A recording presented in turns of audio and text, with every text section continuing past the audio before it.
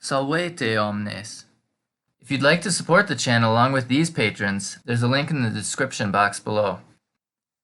In this lesson, we will concentrate on how to say must or have to. In other words, how to express our obligations. We'll go over two different ways to say this, one easy way and one more difficult way.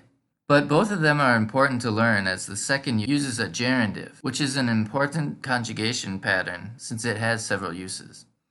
But let's start with the easy way. This involves the word debere. This verb means to owe, or to help us remember better, to be indebted to. And as an extension, it also has the meaning ought to, must, and have to. So try to guess how to say, I have to study. Studere debeo.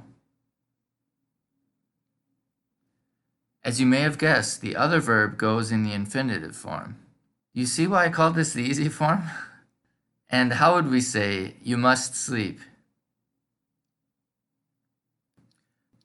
Dormire debes.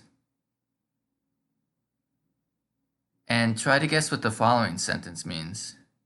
Cur debeo tibi credere? Why should I believe you?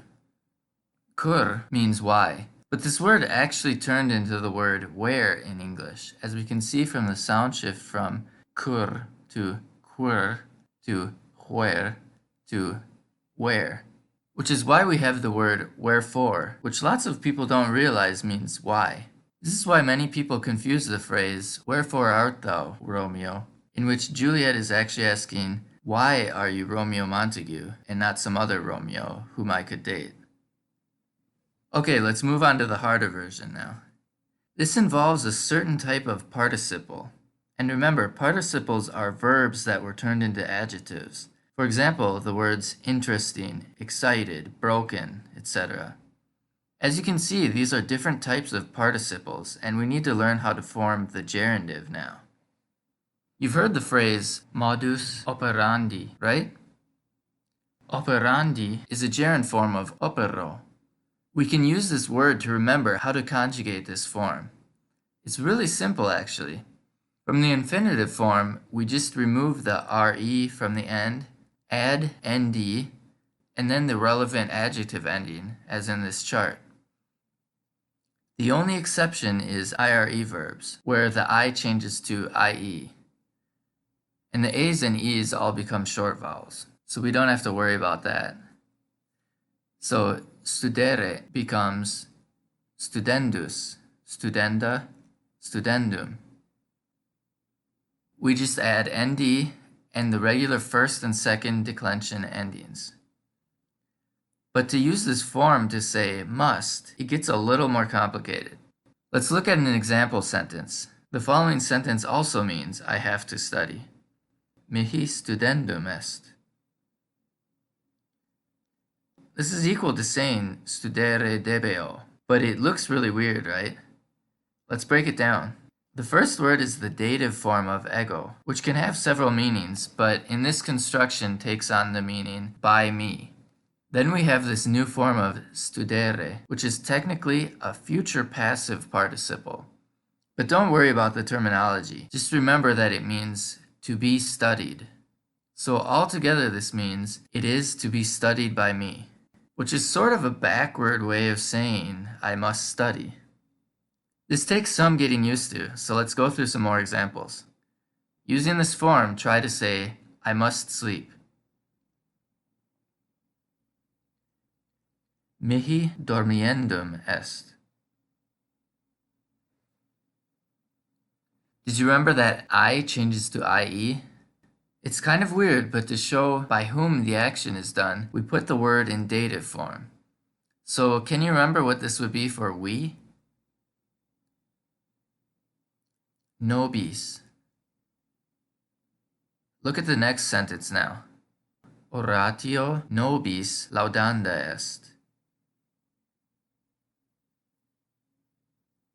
Did you notice? The verb ended with an a instead of This is because oratio is a feminine noun. And what's an oration? A speech. So this means the speech is to be praised by us. Or simply, we must praise the speech. So we can see here that the gerundive must match the subject. And why is oratio the subject? Because this is a passive construction. So the object of praise becomes the subject. And in the earlier sentences, the neuter form of the gerundive was used because those were impersonal statements, or general ones. It's quite complicated, I know, but it's also commonly used in literature, so this is a construction that we all must know.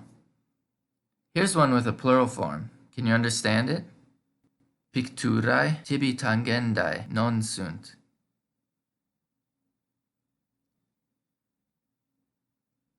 Pictura can mean both picture and painting. And something that is tangible is something you can touch. So this means you must not touch the paintings. This is a little different from a command. How would we say, don't touch the paintings?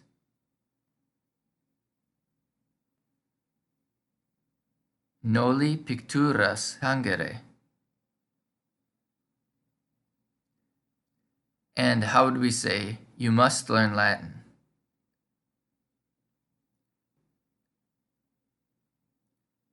Lingua Latina tibi discenda est.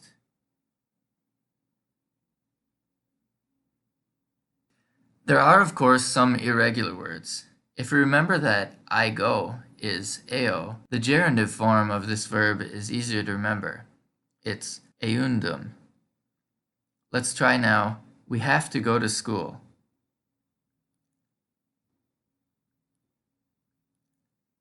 Ad scolam nobis eundum est. And try to say this in the easy form. Ad scolam ire debemus. And finally, try to guess what the next sentence means. Vestimenta mutandum est. I have to change clothes. In English, vestment is an archaic word for a garment, usually referring to ceremonial robes. But in Latin, this is the normal word for clothes. And the normal way to say change clothes is vestimenta mutare. Okay, hopefully that wasn't too hard, but remember, you can always use the easy version. See you next time.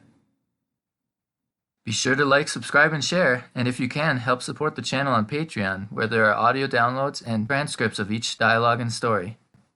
Gratias!